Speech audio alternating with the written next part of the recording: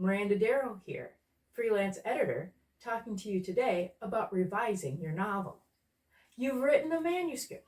Congratulations, that's amazing. But don't hit send on your query letters or hit publish on your Indeed publication just yet. It's time to revise. 99% of authors need to revise to get the best version of their manuscripts. I see two camps of people who do not need to revise their manuscripts. Camp one is people who are writing for their own enjoyment or for that of their family and close personal friends. For these folks, their audience is not expecting perfection and revision may not be necessary. Just like we don't interrupt Grandpa when he tells us about the old days, folks who are reading this are not expecting literary masterpieces. The second camp of people who do not need to revise their manuscripts are literary geniuses, a veritable Mozart of manuscripts.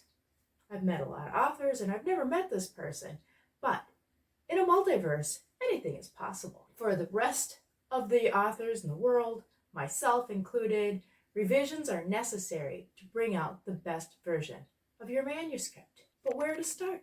I like to start with a big chart. And the big chart goes through your manuscript scene by scene and outlines the main components that are happening so that you can look at it for developmental editing issues.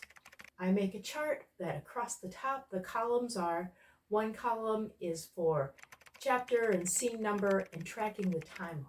And then the next column is tracking the POV character. If you have multiple POV characters, this is a much more important column than if you just have one POV character. But in this column, you can also track that character's growth arc. Each one of your POV characters should probably have a growth arc, and that's a good place to put it. My third column is the main plot. What are the events that are happening that are driving that main plot? And then you can have additional columns for important subplots. If there's a romance subplot, if there's a mystery subplot, if there's something else going on that's important, have a column for those and track where those events are happening and how they impact each other. And then the final column is for your to-do. But you don't need to fill it out when you're going through your big chart. You can leave it blank, and then when you get the whole thing done, it's time to look it over and see where is there gaps, things that a logical leap that we are missing a scene and we need something to be there, or where have we done something, the same thing, a couple times. This is like the first season of 24 when Kim Bauer kept getting kidnapped and all of a sudden there's cougars and it's just like, hey, this is the same thing happening. Maybe we should take some of those out and consolidate and really make our manuscript stronger. Which brings me to my last point for this video.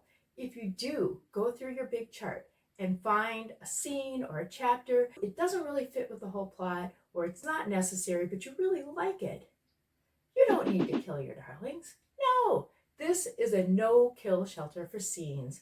You can rehome it into the future content folder that you keep and nothing is ever destroyed. So save a new version before you start revising. And then when you take things out that you'd like to keep, put them in a new document or a new folder.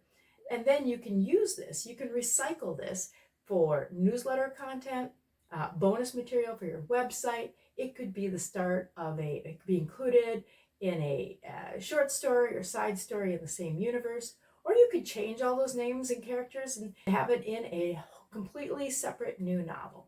But nothing is ever lost. So don't worry about that.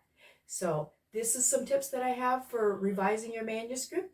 If you would like to hear more from me, please follow me on social media. I'm Miranda Darrow, pretty much everywhere, on X, Facebook, Threads, Instagram, and you can follow this channel on YouTube, where I will be giving new videos pretty frequently. So please like and subscribe. And you can also go to my website, mirandadarrow.com, and join my newsletter and be in the know. So thank you so much for now, and happy writing.